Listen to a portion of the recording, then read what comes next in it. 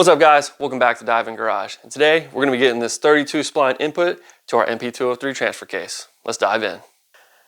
Alright, this is today's victim. I got the input facing the ground, the rear output facing up, and ready to be disassembled. So as you can see, I totally drained all the oil out.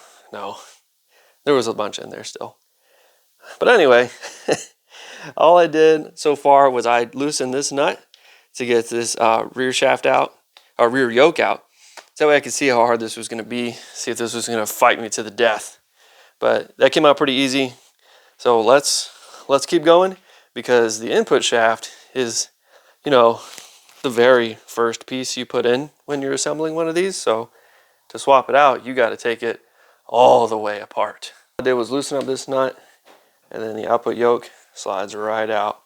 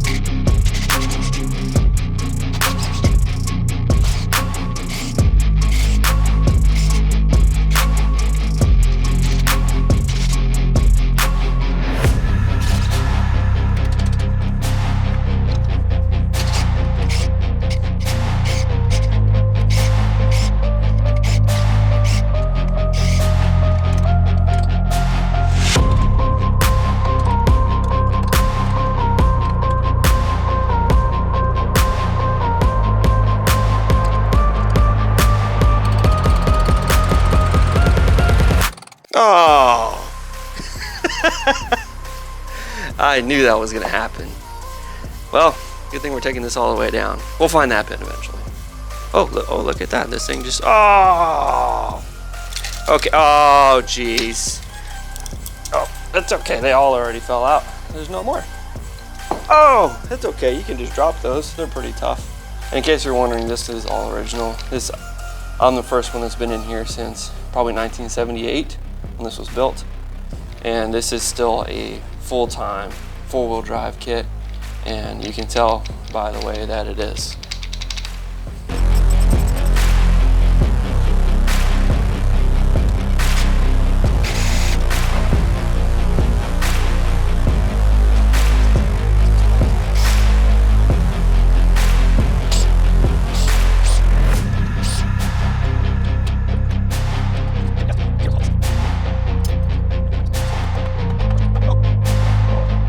Happening.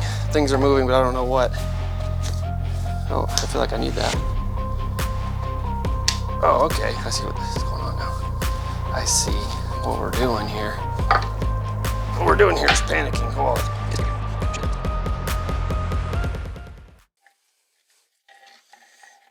let's look at this. So, this, I'm gonna get you in camera here. This is the chain that drives the NP203. So when people say, oh, NP203 sucks, it's chain driven, this is the chain, guys. This sucker is almost 3 inches thick. If you've broken one of these, I want to hear about it. Put it down in the comments below. What's the story?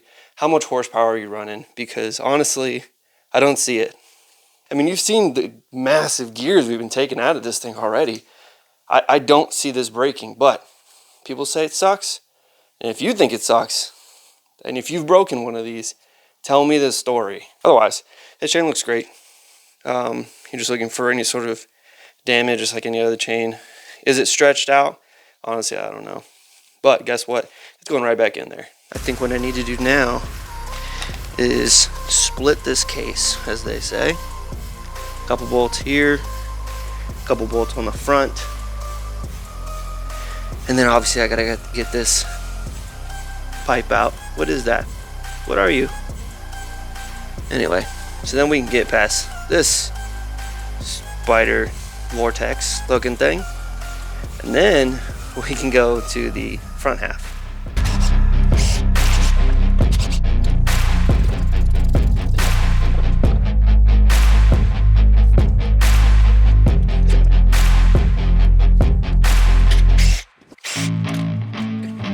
And then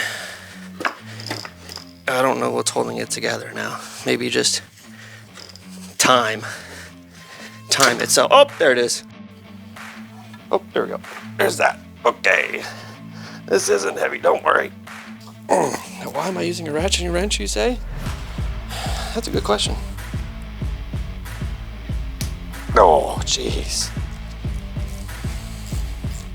Sometimes I just like to make it harder on myself. Can't just use an impact for everything.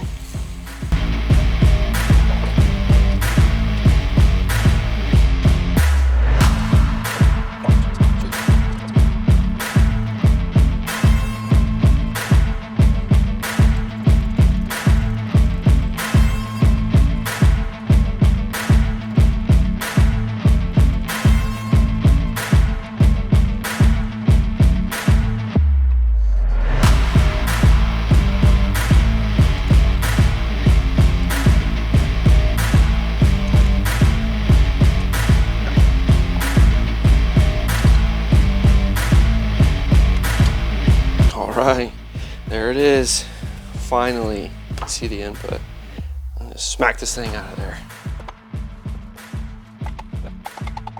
Alright, got it, finally. And then we just put it all back together. No big deal, right?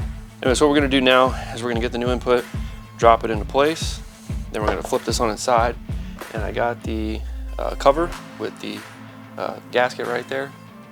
Or seal, sorry, with a new seal in place, and we're gonna start just putting things back together.